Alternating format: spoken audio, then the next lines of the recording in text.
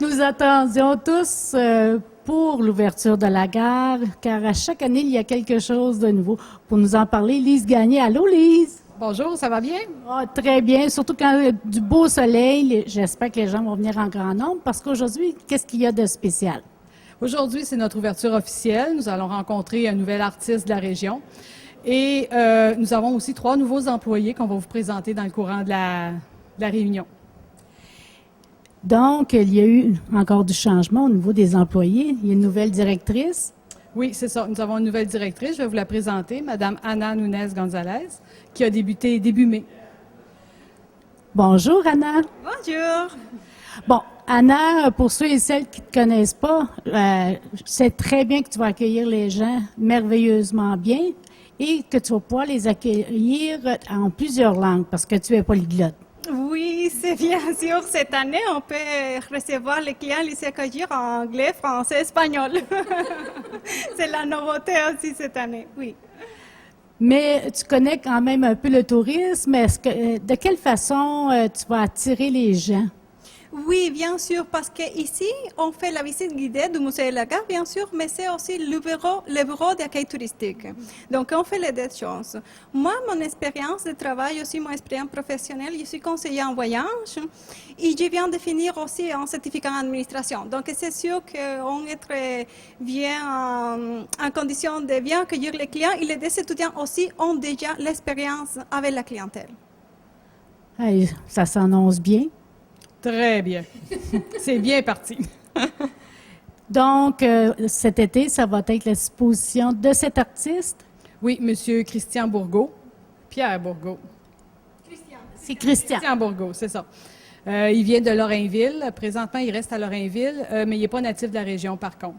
Et c'est une personne qui est environnementaliste, donc prend beaucoup de produits un peu plus, comment je dirais ça?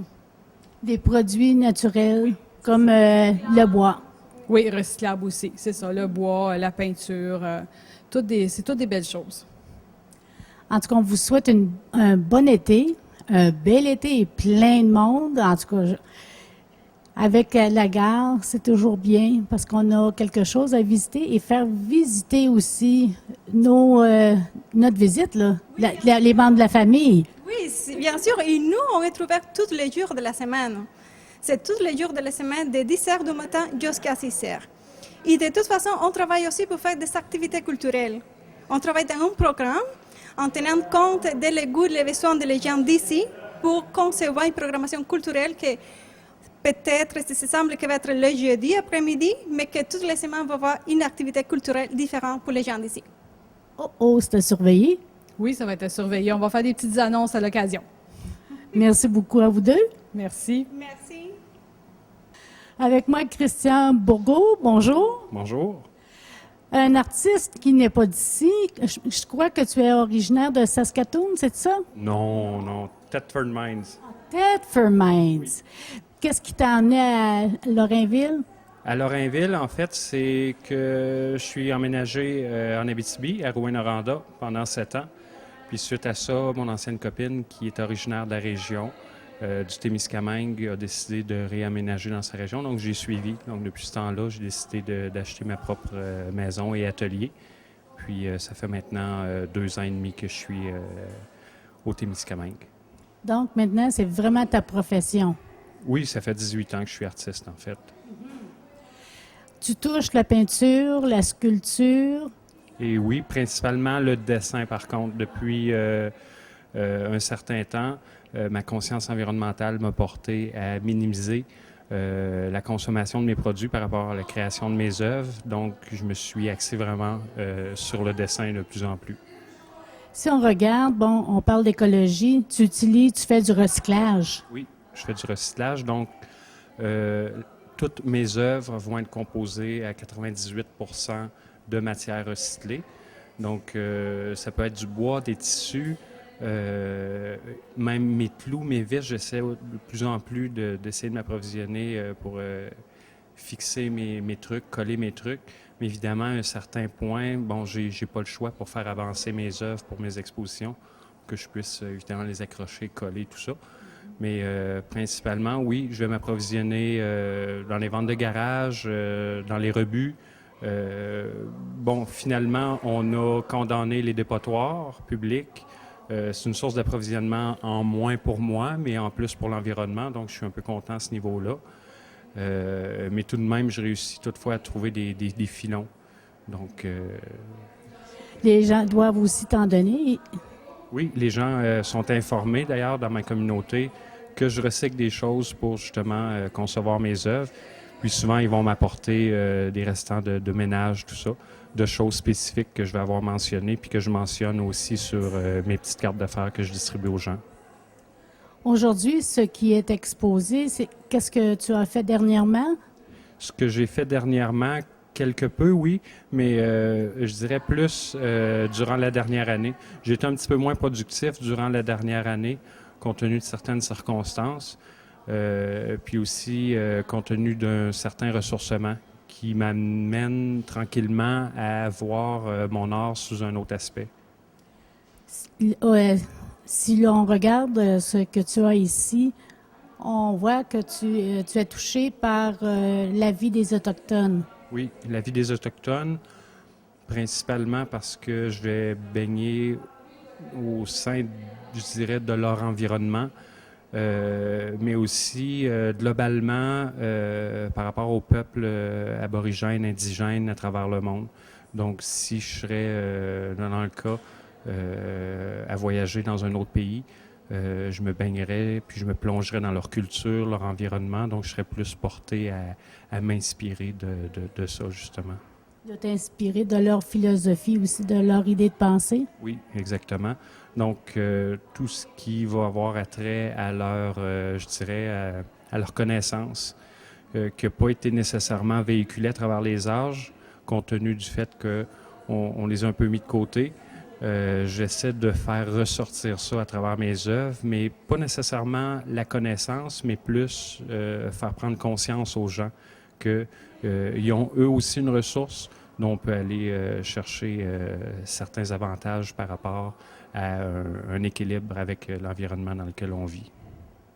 Il y a 18 ans passés, Christian Bourgault n'était pas artiste, il débutait. Est-ce qu'il a étudié aux Beaux-Arts? Non, je n'ai pas étudié en quoi que ce soit jusqu'à là 2 ans environ. J'ai vraiment débuté chez moi, dans mon appartement à Montréal, à concevoir une murale. Puis s'en est suivi de certains de mes amis qui m'ont demandé de faire des murales dans leur appartement. Puis suite à ça, quand je suis réemménagé dans ma ville natale, à Thetford Mines, j'en ai fait un métier. Donc je concevais des murales, des faux finis, des enseignes, dans des studios de photos, dans des épiceries, dans les maisons privées. Donc ça en est devenu un métier. Donc maintenant, tu es un Témiscamien. Et comment tu trouves la région? Je dirais que la région, c'est un beau compromis, je dirais, entre Rouen et ma région natale, je dirais au niveau de la topographie, mais aussi la végétation. Donc, je me sens beaucoup plus un peu chez moi ici qu'à Rouen, disons, où est-ce que, on retrouve beaucoup plus de conifères, le terrain est beaucoup plus plat. Donc, oui, j'adore la région du Témiscamingue. Puis c'est pour ça justement que j'ai acheté ma propre maison puis que je décide de m'établir ici là, pour le moment à long terme. Merci beaucoup. Merci à vous.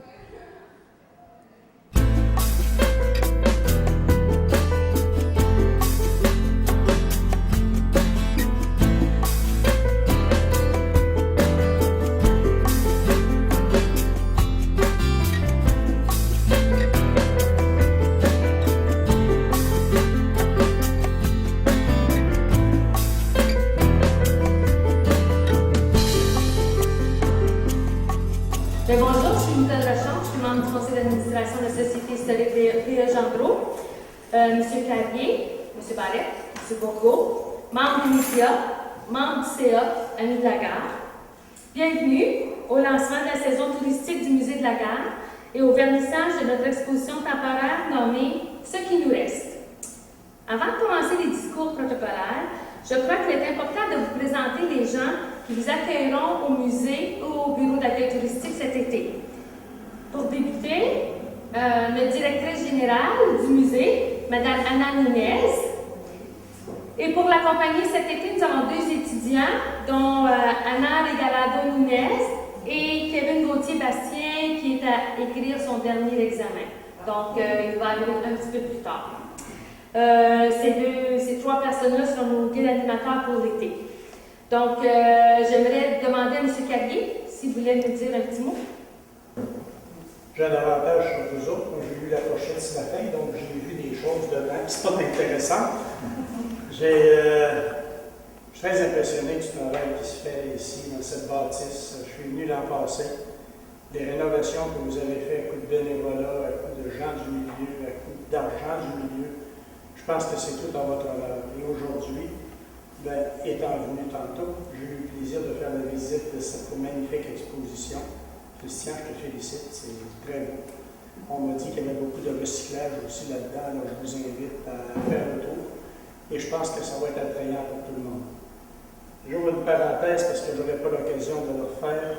On est assigné une entente avec le ministère du Tourisme, Tourisme Abitibi-Témiscamingue, pour le développement de produits. Et on a mis comme toile de fond.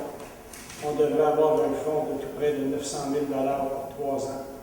Et à l'intérieur de ce fonds-là, je vous le dis, si vous le répétez, je ne le dis à personne, on veut prioriser tout l'aspect culturel de l'Abitibi-Témiscamingue. Donc, je remarque que vous cherchez des fonds. Il y aura peut-être à l'intérieur de ça une possibilité pour votre corporation de postuler à l'intérieur d'un projet à l'intérieur aussi de votre développement. Je ne vous fais pas de promesses, je ne suis pas en élection. Ça vient d'être fait. Alors, oui, je suis très heureux chaque fois que je viens ici. Je m'arrange toujours d'abord pour passer par le kiosque touristique qui est tellement bien accueilli ce matin encore. Merci beaucoup. Et aussi, il y a tellement de belles choses que vous faites dans cette gare que vous avez su conserver, que vous avez su rénover et que vous savez maintenant utiliser. Je vous remercie. Bonne chance à tout le monde. Bonjour tout le monde. Moi, il me fait plaisir d'accueillir justement l'ex-président de l'Association touristique du Québec, Jocelyn. Et Jocelyn, je vois aussi, on a rendu quelqu'un heureux que vous connaissez bien. Vous allez voir au pavillon de la Tourelle, Mme Colette. Je pense que ça y a valu sur tout Jocelyn, qui ont travaillé ensemble pendant des années. Alors moi, je veux souhaiter aussi la bienvenue à Christian Bourgault, ainsi qu'à tous vous autres. La culture, c'est important. Et là, je vais me rappeler de toi davantage avec les offres que tu nous as faites, Jocelyn. On va s'en rappeler, Nicole, Lise, on va se rappeler de ça. Alors, c'est sûr que la culture à Témiscamingue, c'est important. On a beaucoup de chemin à faire, nous autres, pour s'améliorer, place d'amélioration pour la culture. Et je dois féliciter autant Lise et ton équipe qui travaillent à améliorer faire connaître aussi notre musée de la gare et ainsi de suite. Alors sur ça, je vais vous souhaiter une excellente journée, une bonne fin de semaine. Nous allons avoir 2 grandes fins de semaine. Alors espérons que vous allez avoir un été rempli de beaucoup de visiteurs. Alors ça va tenir nos grands occupés. Alors je vous souhaite bonne fin de journée. J'inviterai maintenant la présidente du conseil d'administration de la Société historique P.E. Gendreau, Mme Lise Gagné, à vous dire quelques mots. Bonjour, ça me fait plaisir de vous recevoir tous aujourd'hui. Je voulais souligner la présence de M. Carrier, le ministre de Tourisme Abitibi-Témiscamingue, M. Barrette, la maire de la ville, et aussi M. Christian Bourgault qui a accepté avec plaisir notre invitation pour cet été. M. Bourgault travaille comme muraliste, il est photographe, infographiste et aussi comme formateur en dessin et coach en créativité depuis plus de 10 ans. L'utilisation du matériel recyclé dans ses œuvres démontre son compromis avec l'environnement. Et nous découvrons son approche humaniste du monde qui l'entoure. Nous sommes fiers de vous présenter aujourd'hui une exposition qui saura vous émouvoir pour sa vitalité et sa profondeur. M. Bourgault nous montre dans ses œuvres que la sagesse se trouve au fond du cœur de chacun, que l'espoir est ici présentement et qui sait à nous qui revient la responsabilité de respecter le passé, construire le présent et visualiser un futur d'équilibre et de justice. Ce qui nous reste est en même temps un hommage au passé et un regard sur le futur. C'est une proposition au retour à la source, à la nature et pourquoi pas un appel à la reconnaissance et à la réconciliation. Nous désirons profiter de cette occasion pour lancer notre campagne de financement qui s'appelle cette année « Des clous et des bardeaux ». Nous avons présentement, la Société historique a présentement une grande campagne de financement pour des travaux majeurs de restauration ici au musée qui sont les travaux à l'extérieur. La première activité de cette campagne se déroulera du 22 juin au 3 septembre et nous sollicitons votre implication afin d'effectuer ces réparations. Les réparations auront un coût total de 278 180 que nous avons demandé en subvention au ministère de l'Agriculture. Et dans ce cadre de ce programme d'aide aux immobilisations, nous devons amasser un montant de 35 000 qui vient de la part du milieu. Nous devons assurer la préservation de ce monument qui a déjà été sauvé à 2 reprises par la communauté. De cette façon, les générations futures pourront admirer ce monument historique, représentant une page importante de l'histoire de notre ville. Des clous et des bardeaux est une vente de matériaux fictifs qui permettra de recueillir les dons nécessaires à la rénovation. Dans la première phase, nous avons 200 paquets de bardeaux à vendre et pour un montant de 40 $ chacun, et nous avons 100 boîtes de clous à 20 $. Notre objectif dans cette première étape est d'atteindre un montant de 10 000 $. Les reçus vont être remis à tous pour les dons au niveau des impôts vont être remis à tous ceux qui vont faire des achats. Nous vous invitons fortement à participer à cette campagne. Votre don peut faire toute la différence et nous vous en remercions chaleureusement. Maintenant, nous avons aussi un concours cette année. Je vais inviter Anna à vous présenter le concours qui va se dérouler cet été. J'ai le plaisir de vous présenter le concours sur le chemin de la gare qui est organisé par la Société historique Jean Gros. Ce concours vise à faire connaître l'histoire de la gare ainsi qu'à inciter la curiosité des gens envers l'héritage de notre ville. Le prix sera décerné dans le cadre des activités entourant les journées de la culture qui auront lieu à la fin septembre. Dans votre pochette, vous trouverez toutes les conditions pour y participer, en plus de 3 questions à répondre. Le prix attribué sera une reproduction encadrée de l'artiste Alice No avec une valeur approximative de 100 $. Je vous invite donc à participer et je vous souhaite bonne chance et amusez-vous en apprenant notre histoire. Merci. Je me présente Christian Bourgault, natif de Thetford Mines. Pour ceux qui ne connaissent pas c'est où, c'est 1 heure au sud de Québec. Donc, j'aimerais plusieurs endroits, je dirais, qui m'ont permis d'expérimenter différentes choses, de prendre conscience de différentes choses aussi, mais aussi à travers mes voyages. Donc, tranquillement, la vie m'a dirigé vers une conscience environnementale, mais aussi à développer mon talent intérieur, qui était en fait d'être un artiste. Donc, au fil du temps, j'ai un peu combiné ces deux passions-là. Tout a débuté à Montréal, je dirais, quand je demeurais à cet endroit-là, où est-ce que j'ai décidé de choisir de vivre l'itinérance volontaire. Donc, à ce moment-là, qu'est-ce qui s'est passé? C'est que j'avais rien à faire. À part que laisser un petit peu de la nourriture, j'avais vraiment rien à faire. Donc, ce que je faisais, c'est que je ramassais des papiers, tout ce que je pouvais trouver par terre. Je les mettais dans les poubelles. C'était mon service rendu pour ce que je pouvais faire. Donc, j'ai vraiment vu beaucoup de choses aussi à travers ce que les gens pouvaient jeter dans les poubelles, ce qui pouvait être mélangé. Contrairement à ce qu'on peut voir aujourd'hui, on a aménagé le compost récemment. C'était vraiment tout mélangé. Donc, tout se dirigeait au dépotoir. C'était vraiment beaucoup. Donc, j'ai pris conscience de ça. Et quand je suis retourné en appartement, après la saison estivale, j'ai commencé à faire des murales dans mon appartement. Puis, ensuite de ça, s'en est déroulé des créations dans les appartements de mes amis. Puis, les œuvres, je dirais, les tableaux sont venus beaucoup plus tard, je dirais environ 3 années plus tard, où est-ce que j'ai commencé à créer des œuvres à partir de trucs que je pouvais trouver ici et là. Donc, vous voyez ici, c'est la première œuvre que j'ai créée, en fait la deuxième. C'est la deuxième œuvre que j'ai créée à partir de matériaux recyclés. Donc, qu'est-ce que j'ai fait pour trouver ma peinture et tout ça? Je partais avec mon sac à dos de voyage, qui ne me servait presque plus. Puis, j'allais cogner aux portes, j'allais chercher des galons de peinture, des vieilles canettes. J'ai emmené ça chez nous, j'ai pilé ça dans le garde-robe. Si jamais quelqu'un qui arrive à votre maison et qui demande de la vieille peinture, donnez-y pas du rose ou du bleu. Il s'en servira jamais. Donc, j'ai commencé avec ça. J'ai créé mes tableaux, des canettes, de l'acrylique, de la peinture à l'huile, je mélangeais tout. Je découvrais en même temps la fusion des matériaux, qu'est-ce qui fonctionne, qu'est-ce qui ne fonctionne pas. Donc, par essai et erreur, ça a été un peu mon école de vie. Je n'ai pas étudié là-dedans en tant que tel, tout simplement porter ici mon talent à travers différents médiums qui ont amené différentes œuvres. Comme vous pouvez voir dans l'exposition ici, les œuvres ne sont pas nécessairement agencées au niveau des styles, de la matière, des supports, pour cause que j'utilise vraiment des matériaux qui me tombent sous la main.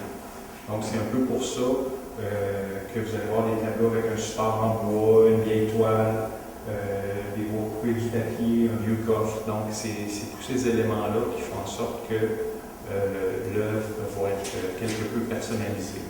Donc, je vais m'adapter beaucoup à la matière et au médium pour concevoir une œuvre. C'est un phénomène d'adaptation qui s'est créé à travers cette évolution-là. Donc, pourquoi vous voyez ici beaucoup le peuple amérindien, tout ça? Bien, c'est parce que j'ai été en contact avec ce peuple-là. J'ai des amis qui font partie de la communauté autochtone, par lesquels j'ai vécu différents rituels, différentes connaissances, partage de connaissances aussi. Donc, ce qui m'a amené un peu à créer des liens entre ce qui était et ce qui est aujourd'hui. Et qu'est-ce qui pourrait en être aussi, un peu comme Lise vous parlait tout à l'heure dans le magnifique commentaire qu'elle a énoncé à mon sujet, à travers mes créations. J'ai vraiment été chercher cette connaissance-là, mais aussi qu'est-ce qui pourrait en être aujourd'hui par rapport à notre futur, dans le contexte dans lequel on peut vivre par rapport à l'environnement, le côté politique, tout ça. Je ne me baigne pas beaucoup dans le côté politique, mais ça peut aller effleurer un peu ce sujet-là. Donc, j'utilise beaucoup la symbolique, donc vous allez pouvoir voir certains éléments par terre qui vont amener une certaine comparaison entre deux matériaux, peuvent amener une prise de conscience. Donc, je laisse un peu les gens mijoter un peu à travers ces installations-là et ces œuvres-là que j'ai faites pour leur permettre de peut-être voir certaines choses. Donc, et ça peut être subtil comme ça peut être très frappant. Donc, je laisse beaucoup aussi la liberté à chacun de pouvoir porter sa propre vision à travers les créations que je vais faire. Donc, amusez-vous bien, puis je remercie grandement le Musée de la Gare de m'avoir accueilli, ainsi que tous les employés, gérants, tout ça, gérants. Vous avez aménagé un